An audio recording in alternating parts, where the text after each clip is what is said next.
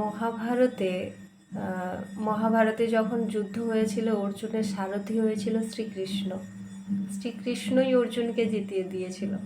আমার মেয়ের যুদ্ধে আমি শ্রীকৃষ্ণের মতো ওর পাশে থাকতে চাই। আমি যেন ওর যুদ্ধটা ওকে জিতিয়ে দিতে পারি। তার জন্য আপনাদের সাপোর্ট ভীষণ প্রয়োজন। তো এতদিন আপনারা শুনেছেন যে আমার মেয়েটা অসুস্থ, কিন্তু আপনারা জানেন না কোথা থেকে কি হয়েছে। তো সিরিয়াসলি বলছি, এই ইনফরমেশনটা ভীষণ গুরুত্বপূর্ণ। আপনারা শেষ পর্যন্ত সত্যি শুনবেন, আমার পাশে থাকবেন, স্ক্রিপ্ট করে যাবেন না। তো আমার মেয়ে সুস্থ স্বাভাবিক হয়েছিল। ওর জন্মের পর ওজন ছিল 3 কেজি 300, মানে একেবারে সুস্থ বাচ্চা, কোথাও কোনো সমস্যা ছিল না। 4 দিনের মাথায় ওর হয়েছিল জন্ডিস। জন্ডিস হয়ে যাওয়ার পরে বিলিরুবিন 35 হয়ে গেছে। তো সেই দিন থেকে আজ আমার মেয়ে হয়তো অসুস্থ। তো তো 4-5 দিনের মধ্যে রিকভারি করেও তাড়াতাড়ি সুস্থ হয়ে গেছিলো। আমরা যখন ডক্টর দেখিয়ে বেরোই, তো ডক্টর এটাই বলেছিল, মেবি হয়তো কানে শুনতে পাবে না বা চোখে হালকা দেখতে পাবে না, তো আর একটু এমআরআই রিপোর্টটা করে নেবেন, আর না হলে আশা করা যায় সবটা ঠিক থাকবে। তো আমরা ওই দুটো কথাতেই ভেঙে পড়েছিলাম যে আমার মেয়ে শুনতে পাবে না, আমার মেয়ে দেখতে পাবে না। তো তারপরে সিচুয়েশানটা তো পুরো পাল্টে গেল। আমার মাম্মাম দেখতে পায়, শোনার একটু প্রবলেম আছে। 4-5 মাস পর্যন্ত আমরা কিছুই বুঝতে পারিনি, নর্মালি ছিল সব কিছু। অডিও টেস্ট করা হয়েছিল, সেটাও নেগেটিভ এসেছিলো, মানে শুনতে টুনতে পায়, সব কিছুই ছিল। এই 8-9 মাস বয়স যখন হলো, আমাদের মনে হলো মেবি হয়তো কম শোনে। তো তাই ব্যারা টেস্ট করলাম, তো দেখলাম পজিটিভ এসছে। মানে আমার মেয়ে 30% শুনতে পায়, 70% শুনতে পায় না। তো মানে কি বলবো, শুধু অপেক্ষা করেছিলাম। এই যখন 4 মাস পরে সবার যখন ইঞ্জেকশন নিতে যাওয়া হয়, ওদের একটা 2.5 মাসে, একটা 3.5 মাসে, আমি যখন হেলথ সেন্টারে যাই, 3.5 মাসের মেয়েটা ওর বয়সী, সে ঘাড় তুলছে, ঘুরছে, এরকম ওরকম করে তাকাচ্ছে।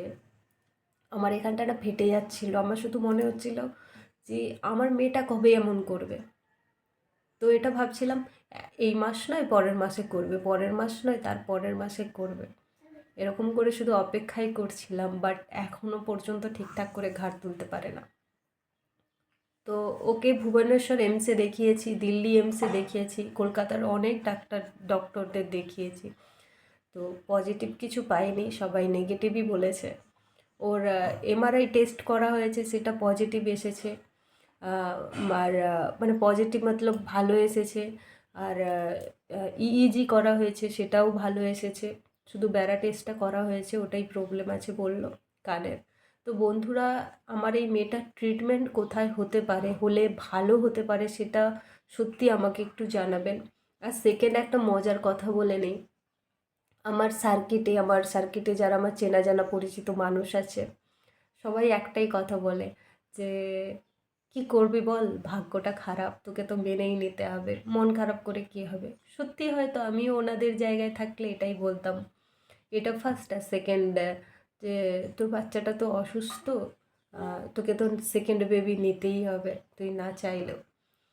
তো আমি এটা ভাবছি, এই সিচুয়েশনে দাঁড়িয়ে সবাই এটা কেন বলছে না যে এই মেয়েটাকে কি করে সুস্থ করা যাবে। মানে এটা আমার কাছে ভীষণ জরুরি যে এই বাচ্চাটাকে এখানে নিয়ে গেলে তোর মেয়েটা সুস্থ হবে, এটা আমাকে এখন বেশি শান্তি দেবে। তো তাই বলছি, আপনারা যদি কোথাও থেকে কোনো ইনফরমেশান পান, অতি অবশ্যই জানাবেন। আমি তো চেষ্টা করছি। সবাই বলছে ব্যাঙ্গালোর, কিন্তু ব্যাঙ্গালোরে কিভাবে যাব, কী রকম করে যাব, ওখানে কি সিস্টেম, কিছুই জানি না। তো আপনাদের কাছে জানা থাকলে অতি অবশ্যই জানাবেন, আমার পাশে থাকবেন, আমাকে সাপোর্ট করবেন। আর সত্যি বলছি, বেবি হওয়ার পরে ব্লাড টেস্ট করেই বেবি আর মাকে দুজনকেই বাড়িতে নিয়ে আসবেন। আগে বিলিরুবিন টেস্ট করাবেন।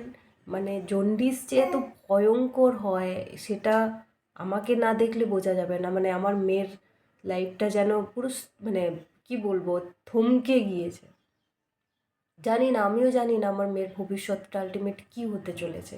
ও সুস্থ হয়ে যাবে, না ও সারা জীবন এমন থাকবে, কী হবে অনিশ্চিত। মানে এত প্রশ্ন মাথার মধ্যে ঘোরাফেরা করে যে বলে বোঝাতে পারবো না। এই যে ফ্রাস্ট্রেশন কোথায় বের করব বুঝতে পারি না। তো আপনাদের কাছে চলে এসেছি যাতে মানে এই কথাটা প্রচুর ছড়িয়ে যায়, তার সাথে আমি একটু হেল্প পাই। তো বন্ধুরা ভালো থাকবেন। আমার মেয়েটা আও করছে, তো কি বলা যাবে, আমার মেয়েটার জন্য একটু প্রার্থনা করবেন। আর একটু প্রার্থনা করবেন। আমাদের জীবন তো কেটে গেল, আমরা নিজেদের জীবনে স্ট্রাগল করে এই ফার্স্ট হতে হবে, এই ভালো হতে হবে, এই ভালো রেজাল্ট করতে হবে, এই কম্পিটিশানে এই জীবনটা কাটিয়ে দিয়েছি, চাকরি পেতে হবে। তো এই যে যুদ্ধ আমার মেয়ে মানে আমার মেয়েটা কবে দাঁড়াবে, আমার মেয়েটা কবে চলবে, আমার মেয়েটা কবে বলবে, পড়াশোনা এই জগৎটা পুরো বাদ, তার আগের জগতে পড়ে আছি। মানে এটা যেন একটা আলাদা জগৎ, মানে আলাদা ফিলিংস, সে বলে বোঝাতে পারবো না। মানে স্বপ্নেও কোনো দিন ভাবিনি যে এরকম সিচুয়েশনের মধ্যে এসে পড়তে হবে।